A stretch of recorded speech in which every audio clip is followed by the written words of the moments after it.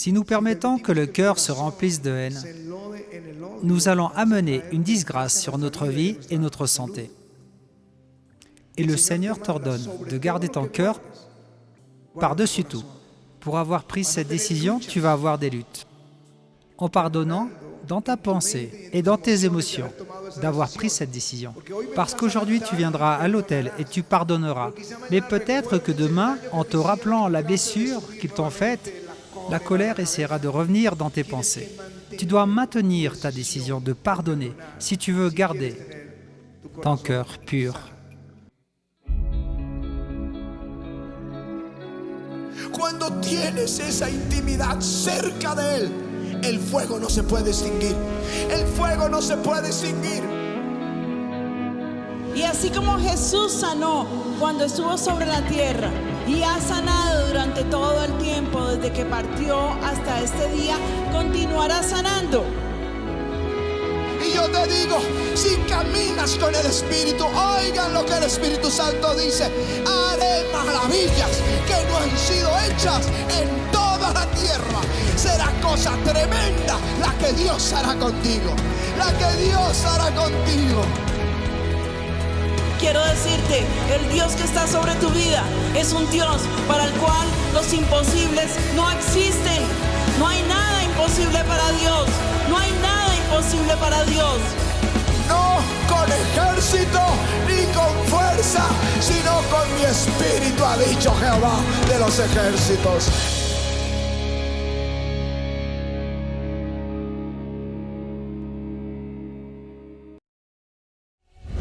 À la croix du Calvaire, Jésus n'est pas seulement mort pour nos péchés, mais il a fait aussi pour nous guérir de toutes nos douleurs. Par sa meurtrissure, nous avons été guéris. Ça fait 3 mois qu'il avait une forte douleur à la hanche. La douleur s'est répandue dans toute la jambe. La hanche de quelqu'un. Il a du mal à bouger, à se lever, à marcher. Mais le Seigneur est en train de mettre un feu dans ta hanche. Si la douleur est partie et que tu peux bien marcher, viens ici. Il dit qu'il a senti la présence du Seigneur aujourd'hui. Les docteurs l'ont ausculté pour voir s'il avait de la Il n'y a maladie a rien, disparu. il peut bouger sa Amen, hanche. pasteur. Il n'y a pas de La douleur, est il n'y a partie, pas de pasteur. gêne. Gloire à Dieu, la douleur est partie, pasteur. Merci Seigneur Jésus. Quand elle était enceinte, ils ont diagnostiqué au bébé un kyste à la tête et aussi un problème dans son cœur. Et en 5 mois de grossesse, ils ont dit d'avorter. Ils ont dit que mon bébé avait des kystes dans la partie gauche de son cerveau. Les médecins m'ont dit qu'il fallait interrompre la grossesse car ça allait être un bébé autiste et avec des problèmes d'apprentissage. Le bébé avait aussi un problème cardiaque. Au 5e mois, ils lui ont dit que sa grossesse ne pouvait pas continuer et qu'elle devait avorter. Elle est venue à prier et demander la parole. Au rendez-vous médical suivant, on le voyait peu. Et à l'église, Dieu m'a donné la parole de guérison pour mon bébé, de guérison complète. Et maintenant, mon bébé a déjà 1 mois et 15 jours. Au moment de naître, les médecins ont fait tous les tests médicaux et mon bébé est totalement guéri. Et je lui dis, Seigneur, si tu m'as donné ce bébé, c'est pour quelque chose et tu vas me donner ma bénédiction complète. Et voilà, c'est ma bénédiction complète. Alléluia. Je te demande que tu donnes courage à ta petite fille. Seigneur, conduis cette petite fille à tes chemins sans faute. Au nom de Jésus-Christ, nous te remercions, Seigneur. Nous te remercions. Alléluia. Elle vient de Venezuela. Elle nous dit que c'est la première fois qu'elle vient à Avivamiento. Elle venait avec une douleur intense dans ses mains depuis 5 mois. Elle s'est engourdissée durant la nuit ainsi que ses bras. Le pasteur a donné une parole. Les mains de quelqu'un sont en train d'être restaurées. Écoutez ceux qui ont un problème du canal carpien. Je vois la main du Seigneur en train de restaurer plusieurs d'entre vous. Vous avez besoin de cette main pour votre travail. Et le Seigneur est en train de la restaurer. Je te remercie. Bouge la main, ouvre-la et ferme-la. Cherche la douleur qui te tourmentait dans le canal carpien. S'il n'y en a pas, viens ici. Il a commencé à bouger les mains et la douleur a disparu. Il ne sait pas ce qui est en train de lui arriver parce que c'est la première fois qu'il vient à Avivamiento. Est-ce que tu sais ce qui est en train de te passer? Jésus dans ta vie. Jésus, celui qui a donné la vie, est en train de prendre ton cœur, en train de te remplir, de te donner la paix, de l'espérance. Il te dit ne crains pas. Et le Seigneur va agir non seulement dans ta famille, mais aussi dans tout le pays. Merci, Père. Elle nous dit qu'elle avait demandé au Seigneur au parc de pouvoir travailler au gouvernement. Elle est dentiste, elle voulait avoir un contrat avec eux. Ils ont appelé, ils ont donné un contrat fixé. Et ils n'ont pas donné n'importe quel poste parce que maintenant, elle soigne des sénateurs avec des prestations incroyables et tout ce qu'elle avait demandé au Seigneur, c'était d'avoir un bon contrat de travail. Dieu se rappelle de nous. Dieu est bon et la provision vient de lui. Amen. N'oublie jamais cela. Merci Seigneur. Si tu désires connaître plus de Jésus, savoir ce qu'il a fait pour toi et ce qu'il pourrait faire pour ta vie, alors prête une grande attention aux paroles suivantes. La parole du Seigneur dit, « Celui qui a le Fils a la vie. Celui qui n'a pas le Fils de Dieu n'a pas la vie. » Mon Jésus est venu avec un seul message pour le monde. Le royaume des cieux s'est approché de nous. Quand tu t'approches de Jésus, tu as la provision, tu as la vie, tu as le royaume des cieux à tes côtés. Et la seule chose de laquelle tu dois t'assurer, c'est que Jésus, c'est que la vie éternelle est dans ton cœur. Je veux prier pour tous ceux qui disent « J'ai besoin de Jésus dans ma vie. J'ai besoin d'avoir une rencontre avec lui. J'ai besoin d'avoir la certitude qu'il vit et règne dans mon cœur. » Nous allons prier ensemble. Ferme tes yeux. Je vais te guider dans cette prière. Alors dis « Seigneur Jésus, j'ai besoin de toi. J'étais pécheur. J'étais éloigné de toi. J'étais rejeté. J'étais tourné les dos. Mais aujourd'hui, je me repense. Et je reviens à toi de tout mon cœur. Je t'invite.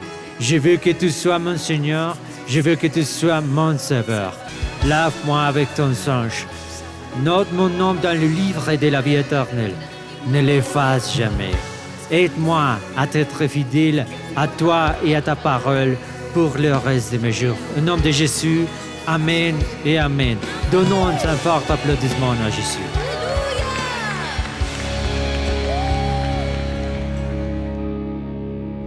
Dans ce qui suit, tu écouteras une puissante prédication qui édifiera ta vie et te donnera la conviction dans ton âme que le Seigneur combattra toujours pour toi. Ne te distrais pas, parce qu'une seule parole peut changer ta vie pour toujours. Avec vous, le pasteur Ricardo Rodriguez. Évangile selon Matthieu, chapitre 5. Je vais vous lire une partie du fameux sermon de la montagne. Verset 38. Vous avez appris, il a été dit, œil pour œil et dent pour dent. Mais moi je vous dis de ne pas résister aux méchants. Si quelqu'un te frappe sur la joue droite, présente-lui aussi l'autre. Si quelqu'un veut plaider contre toi et prendre ta tunique, laisse-lui encore ton manteau. Si quelqu'un te force à faire 1 mille, fais-en 2 avec lui. Donne à celui qui te demande. Et ne te détourne pas de celui qui veut t'emprunter. Vous avez appris qu'il a été dit, tu aimeras ton prochain et tu haïras ton ennemi. Mais moi, je vous dis, aimez vos ennemis. Bénissez ceux qui vous maudissent. Faites du bien à ceux qui vous haïssent. Et priez pour ceux qui vous maltraitent et qui vous persécutent, afin que vous soyez fils de votre Père qui est dans les cieux. Car il fait lever son soleil sur les méchants et sur les bons. Et il fait pleuvoir sur les justes et sur les injustes. Si vous aimez ceux qui vous aiment, quelle récompense méritez-vous? Les publicains aussi n'agissent-ils pas de même? Et si vous saluez seulement vos frères, que faites-vous d'extraordinaire? Les païens aussi n'agissent-ils pas de même? Soyez donc parfaits, comme votre Père céleste est parfait. Amen et Amen. Alléluia. Et aujourd'hui, je voudrais vous parler du pardon et de la guérison de l'âme. Le pardon est la guérison de notre âme.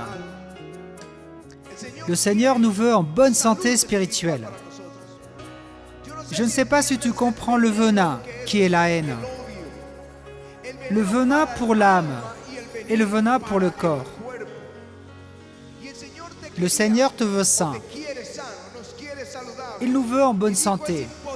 Et il a dit, il est impossible qu'il n'arrive pas de scandale. Mais regardez-vous vous-même. Si ton frère pêche contre toi, reprends-le. Et s'il se repent, pardonne-lui. Et s'il pêche 7 fois par jour contre toi, et si 7 fois par jour il revient à toi en disant « Je me repens », pardonne-lui. Dis avec moi « Pardonne-lui ». Dis-le fort « Pardonne-lui ». Nous allons être parfaits comme il nous l'a demandé. Dis « Pardonne-lui ». Pardonne-lui.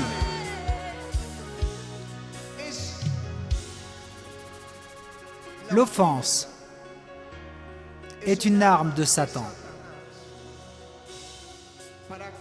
pour créer en nous des arguments de destruction. Certains disent que je suis comme ça parce que mon papa m'a abandonné. Ma situation est ainsi parce que j'ai subi une injustice. Mon problème, c'est que mon conjoint m'a trahi. Nous sommes dans cette bataille parce qu'ils m'ont licencié injustement. Et nous nous remplissons d'arguments qui génèrent en nous de l'amertume, du ressentiment et un manque de pardon. Et Dieu nous a donné une arme. L'arme que Jésus nous a enseignée dans l'Évangile. C'est une arme que Satan ignore comment combattre. Parce qu'une fois qu'il t'a offensé, Satan te donne des arguments pour que tu te venges. Satan te donne des arguments pour que tu sois dans le ressentiment. Satan te donne des arguments pour que toute la famille souffre. Satan te donne des arguments pour détruire tes chemins, pour te mettre dans l'affliction et te fermer le ciel. Parce que si tu ne pardonnes pas, tu ne seras pas pardonné. Il va faire tout cela. Mais quand tu sors le bouclier que Jésus t'a donné et que tu dis « Je pardonne, je pardonne, je pardonne », le diable n'a plus d'arguments. Et Dieu peut travailler dans ta vie en te donnant une bénédiction surabondante. Alléluia.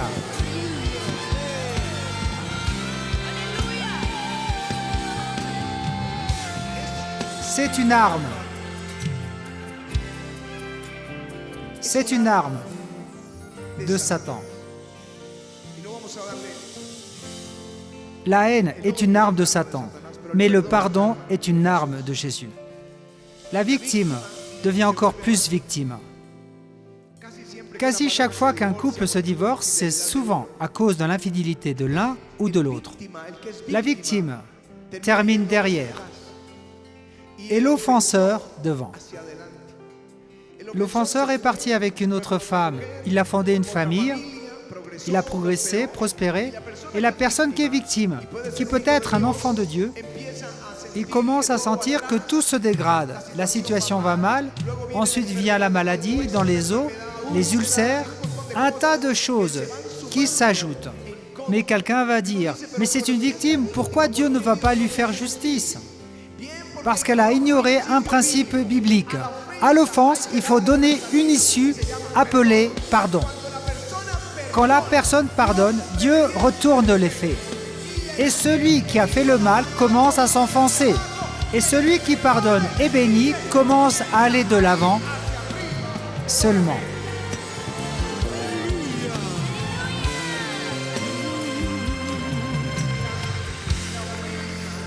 L'offense vient parfois de personnes inconnues ou connues, très intimes. Et plus elles sont proches, plus il y a de douleur. C'est l'arme que Satan utilise contre le Seigneur avec la trahison de Judas. C'est l'arme avec laquelle il a détruit des ministères. La trahison des proches. Mais il y a une issue, pardonner. Pardonner à celui qui vient et qui reconnaît ses erreurs. mais pardonnez aussi à celui qui ne reconnaît pas ses erreurs. Et plus encore, pardonnez à celui qui veut continuer à faire du mal. C'est un commandement biblique. Si vous me demandez, pasteur, à qui dois-je pardonner? Je vous réponds, la prière du Notre Père. Pardonne-nous tous nos péchés, comme nous pardonnons aussi à tous ceux qui nous ont offensés. À tous ceux qui nous ont offensés. Ce matin, nous avons un objectif, Avviamento. Ceux qui vont à l'Exode. Nous allons cesser de détester ce qui s'est passé en Égypte, parce que nous allons vers une nouvelle terre de bénédiction. Alléluia. L'objectif ce matin, disposer à aimer de nouveau. Dis avec moi, disposer à aimer de nouveau. Pardonner pendant que nous prions. Pardonner à celui qui demande pardon, comme dit Luc 17. Et pardonner à celui qui ne demandera jamais pardon. C'est le matin de la guérison de nos cœurs. Alléluia. L'objectif est de fermer la porte à Satan. L'Écriture dit, « Si vous vous mettez en colère, ne péchez point, que le soleil ne se couche pas sur votre colère, et ne donnez pas accès au diable. Soyez bons les uns envers les autres, compatissants, vous pardonnant réciproquement, comme Dieu vous a pardonné en Christ. » Alors aujourd'hui, nous allons donner la réponse à notre Dieu. Je pardonne en réponse à Dieu, comme lui, il l'a fait avec moi. C'est pour cette raison que j'ai demandé la chanson du Fils prodigue, parce que nous sommes tous ce Fils prodigue. Nous ne méritions pas le pardon, mais il nous a pardonné. Il nous a pardonné. Et la réponse d'Avviamento aujourd'hui est « Nous allons pardonner parce qu'il nous a pardonné. » Alléluia.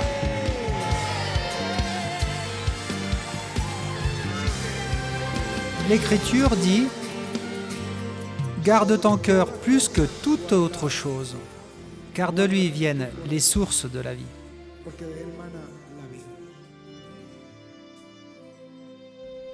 La raison pour laquelle Jésus nous donne ce commandement, c'est pour notre cœur.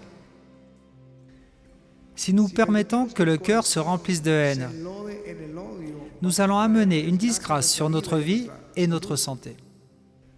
Et le Seigneur te demande, garde ton cœur par-dessus tout. Tu vas avoir des luttes en pardonnant dans ta pensée et dans tes émotions pour avoir pris cette décision. Parce qu'aujourd'hui, tu viendras à l'autel et tu pardonneras. Mais peut-être que demain, tu te souviendras de la blessure qu'ils t'ont faite. Et la colère essaiera d'atteindre à nouveau tes pensées. Tu dois maintenir cette décision de pardonner si tu veux garder ton cœur pur. Dis avec moi un cœur qui pardonne. Un cœur qui pardonne. Quand je dis de prendre soin de votre cœur, ça ne veut pas dire que tu oublies. Parce qu'il y a des offenses qui sont très difficiles à oublier. Ce que le Seigneur dit, « Car je pardonnerai leurs iniquités et je ne me souviendrai plus de leurs péchés. » Ce n'est pas que Dieu oublie ce que nous avons fait, c'est que volontairement, il a décidé de ne plus s'en souvenir. Ce n'est pas qu'on ait oublié une trahison, c'est que volontairement, nous renonçons au sentiment de haine. Et nous persévérons dans le pardon. La décision est prise. Pardon. C'est une des choses les plus difficiles que j'ai vues. Même dans notre pays en temps de guerre, pouvoir répandre le pardon. Mais c'est le Seigneur. Il l'a fait pour ses bourreaux. Et c'est son exemple pour nous. Libérer ce pardon. Peut-être que nous ne pouvons pas oublier. Peut-être que nous avons besoin de plus de temps pour que notre cœur guérisse. Parce que nous devons prendre soin de notre cœur, mais la décision ne doit pas changer. C'est le pardon. Cela ne signifie pas que la maltraitance s'arrête, l'infidélité, l'abus ou quelconque injustice. Cela signifie que je prends une décision dans mon cœur, pardonner à l'offenseur. Maintenant, tu dois te poser une question bien réfléchie, car nous voulons parler de réconciliation. Mais une question réfléchie pour toi, c'est est-ce opportun pour toi de restaurer ta relation? C'est la question que tu dois te poser. Parfois, ce n'est pas sûr. Ce n'est pas sûr pour une femme de se réconcilier avec son mari. Parce qu'il abuse, parce qu'il est infidèle, parce qu'il ne veut pas se repentir de son infidélité, ou parce que ses enfants vont être en danger. Elle doit prendre une décision. Le pardon n'a rien à voir avec l'autre. Le pardon, c'est garder son cœur pur malgré son infidélité. Je lui pardonne, je le laisse aller en paix, je le bénis, je dois prendre des décisions pour le futur. Et cela, c'est la réconciliation. C'est permettre de restaurer des relations brisées, guérir des blessures, retrouver la confiance. Et c'est être sage que de bien évaluer notre décision. Parce que parfois, nous sommes trop dans l'émotionnel. Et le divorce. Ou parfois mettre fin à une amitié. Mais nous devons aussi voir le devenir de la famille. Quand l'homme, la femme, le fils ou l'offenseur vient repentir, le Seigneur dit « pardonne-lui ». Et s'il vient 7 fois, pardonne-lui. Une autre chose que tu dois faire, c'est détruire les documents. Gardez l'argument avec lequel je peux dire « voilà ce qu'il m'a fait, ici j'ai les preuves ». C'est le temps de détruire ces preuves. C'est le temps de ranger ces arguments. C'est le temps d'être libre et de rompre ces chaînes pour que la bénédiction que Dieu a promise vienne sur nous. Alléluia! Détruire les registres. Le pardon n'est pas la justice. Ça ne veut pas dire parce qu'ils ont tué mon fils, alors maintenant je peux tuer l'assassin. Ça, c'est la vengeance. Alors je vais et je l'amène à la police pour qu'il soit jugé. Ça, c'est la justice. Mais l'accueillir et l'aider, ça, c'est la miséricorde. Ça, c'est le pardon de Dieu. Écoutez-moi, parce que concernant le pardon, la Bible dit qu'une racine d'amertume contamine tout le monde. Ta famille peut être détruite pour ne pas avoir pardonné. Quelqu'un vous a fait du mal et ça concerne la famille. Et tous sont contaminés par le ressentiment. Ce matin, nous allons en finir avec ce ressentiment familial. Un des plus grands évangélistes d'Amérique latine, J.J. Avila. Sa fille a été assassinée à coups de couteau par son mari, poignardée, et ils l'ont condamné à perpétuité à Miami. Mais lui, il s'est rendu à la prison. J.J. Avila dira à ce jeune, « Je te pardonne, même si tu as tué ma fille, je te pardonne. » Parce qu'il ne voulait pas laisser un registre. Il ne voulait pas laisser une racine d'amertume dans toute sa famille. Il est temps de faire ce que Dieu nous demande si nous voulons un cœur pur et si nous voulons l'exode dans nos vies. Laissez-les venir ici. Nous allons dire au Seigneur, merci pour ce matin, Jésus. Merci, Seigneur. Aussi, ce n'est pas la peine de mentionner que si la personne est morte, tu dois aussi lui pardonner. Parce que peut-être qu'elle t'a fait beaucoup de mal, mais tu dois quand même la pardonner. Je te suggère que tu fasses cet après-midi une liste de personnes qui t'ont fait du mal et que tu les pardonnes une par une et que tu demandes au Seigneur que lui aussi les pardonne et le sang précieux de Jésus repose sur eux pour leur salut. Et quand tu commenceras à prier pour cette personne, ça sera plus facile pour toi de lui pardonner. Je sais qu'il y a des offenses qui sont terribles, mais nous avons besoin de donner cet exemple de pardon. Nous avons besoin de pardonner dans notre nation. Combien le pardon manque dans notre nation? Avec un peu de pardon, quel bien ferions-nous à notre nation? Je crois que c'est un jour merveilleux. Vas-y, dis Seigneur, les choses les plus difficiles et les plus compliquées à celui qui dit « c'est que je ne peux pas pardonner ». Alors tu vas prier, tu vas dire « Seigneur Jésus, enlève-moi cette charge. C'est si difficile de pardonner, mais je vais suivre ton exemple, Seigneur. Je vais le suivre. Tu es venu et tu es mort pour ceux qui te détestaient. qui te détestaient et haïssaient, ceux qui crachaient et qui t'ont mis cette couronne d'épines sur ta tête. Si tu leur as pardonné, Seigneur, moi aussi, je veux pardonner. Dis-lui, Saint-Esprit, aide-moi s'il te plaît. Viens ici maintenant, aide-moi. Mets ce baume qui peut guérir mon cœur. Et donne-moi la liberté, Seigneur. Donne-moi la liberté. Peu importe ce que fut la faute, peu importe. Aujourd'hui, tu t'en vas libre et les bénédictions qui étaient retenues commencent à venir. Je t'assure que cette nuit, tu vas te reposer librement. Tu vas sentir la paix dans ton cœur. Comme cette chanson que nous sommes en train de chanter. Cette paix qui surpasse notre compréhension. C'est la paix de Christ dans ton cœur. Merci Père, merci Seigneur, parce que tu es toujours là. Nous t'adorons. Merci Seigneur. Je sens que la guérison vient sur ton corps, parce que certaines maladies sont venues à cause de cela. Et tout comme j'ai vu l'ennemi qui a volé ton économie. Mais elle est là, il ne peut pas l'emporter. Nous allons demander cette restitution. Pardonne et réclame ce qui est à toi. Pardonne et réclame ce qui est à toi, parce que Dieu veut te le donner. Dieu te l'a déjà donné. Dis, je pardonne et je prends tout ce que Dieu m'a donné. C'est à moi. Au nom de Jésus, dis, je ne veux pas être un homme de peu de foi.